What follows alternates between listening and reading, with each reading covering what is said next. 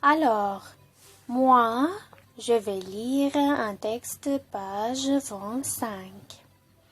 Le titre de ce texte est « Soyons écolo ». Écolo, c'est-à-dire écologique. Je vais commencer. L'abondance des déchets et des produits toxiques quotidiennement déversés dans les cours d'eau, ainsi que la consommation superflue de l'eau et de l'électricité, représentent un péril que nous devons vaincre et éviter. Chacun de nous doit être conscient et responsable vis-à-vis de la consommation de l'eau. Par de petits gestes simples et quotidiens, nous pouvons participer à la préservation de cette ressource vitale qui devient épuisable à cause de la pollution. Malheureusement, il faut puiser de plus en plus profondément pour obtenir une eau fraîche et moins polluée. Nous, les gens, devrons guider et inspirer toutes les générations futures en donnant le bon exemple dans tous les domaines écologiques.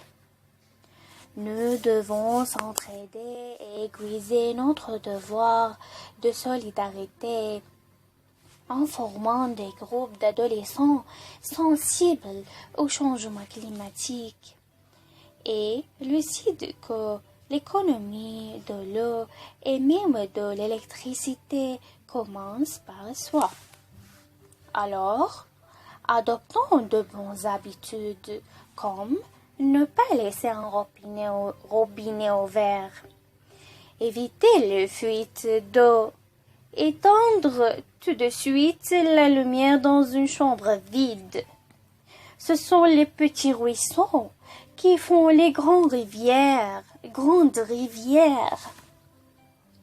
Chacun d'entre nous peut contribuer et réduire un des majeurs problèmes de l'avenir.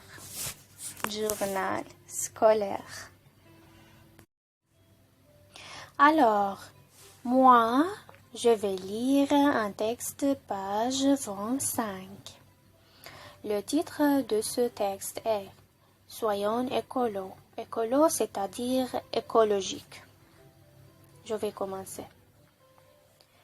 L'abondance des déchets et des produits toxiques quotidiennement déversés dans les cours d'eau, ainsi que la consommation superflue de l'eau et de l'électricité, représentent un péril que nous devons vaincre et éviter.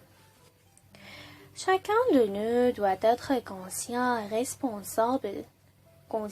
et responsable vis-à-vis de la consommation de l'eau. Par de petits gestes simples et quotidiens, nous pouvons participer à la préservation de cette ressource vitale qui devient épuisable à cause de la pollution.